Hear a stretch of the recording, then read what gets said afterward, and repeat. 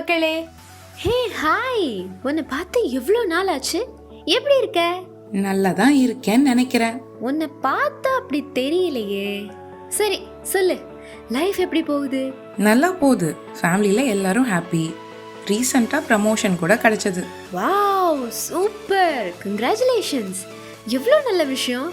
அதையே இவ்வளோ டல்லா சொல்ற? எனக்கே தெரியலையே. நல்லா தான் ஏர்ன் பண்றேன்.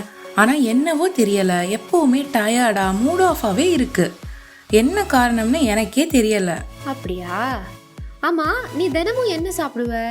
இப்போ ஒர்க் ஃப்ரம் ஹோம்ல தானே இருக்கேன். ஸோ நான் தனியா இருக்கிறதால சமைக்கணுமேனு ஆர்டர் பண்ணி சாப்பிட்றேன். எப்பயாச்சும் ஆஃபீஸ் போனா அங்க கேன்டீன்ல கிடைக்கிறத சாப்பிடுவேன். அடிப்பாவி, சமைக்கிறதுக்கு சோம்பேறித்தனம். சரி, ஃபோன் காட்டு. ஸ்விக்கியா?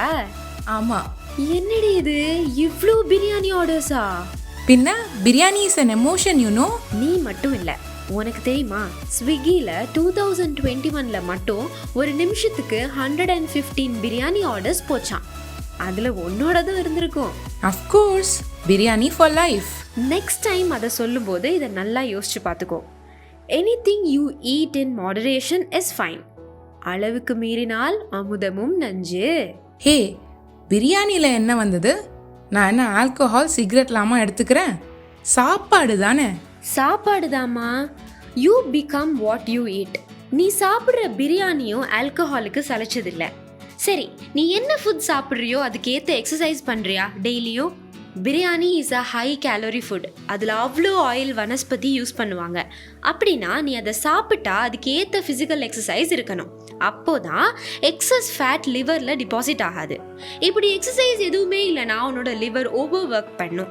அதனால் உன்னோட பாடி மெட்டபாலிசமே ஸ்லோ ஆகிடும். உன்னோட weight gain, mental and physical ஸ்லகிஷ்னஸ்க்கு கூட அதுதான் காரணம். நீ வெஜ் பிரியாணி சாப்பிட்டாலும் சரிங்களாம். நான்வெஜ் பிரியாணியில் ஒரு வெஜிடபிள் கூட இருக்காது.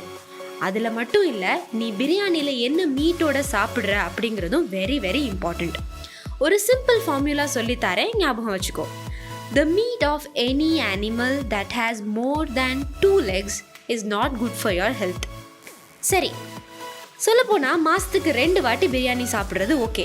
ஆனால் இந்த மாதிரி வாரத்துக்கு 4 வாட்டி சாப்பிட்டுட்டு இருந்தா நெக்ஸ்ட் டைம் நான் உன்னை ஹாஸ்பிட்டலில் தான் பார்க்கணும். அப்பப்பா, இவ்வளோ பயப்படுத்துறியே.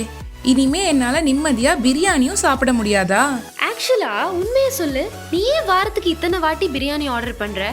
டேஸ்ட்டுக்காகவா இல்ல ஒர்க் ப்ரெஷர்னாலயா? சரி, இது மட்டும் எனக்காக பண்ணு.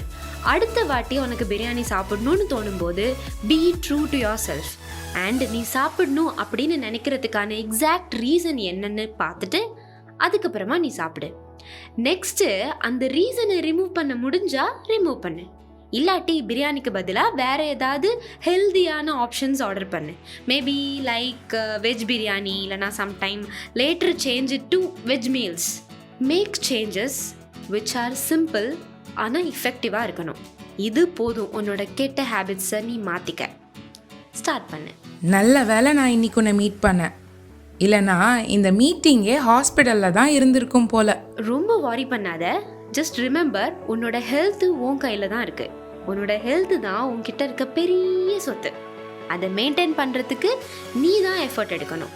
உன்னை நெக்ஸ்ட் டைம் பார்க்குறப்போ நீ ஹாப்பியாக எனர்ஜெட்டிக்காக வரணும். ஓகேவா? Ton deal. என்னப்பா, இன்னும் யாரும் நம்ம சேனலை சப்ஸ்கிரைப் பண்ணலையோ?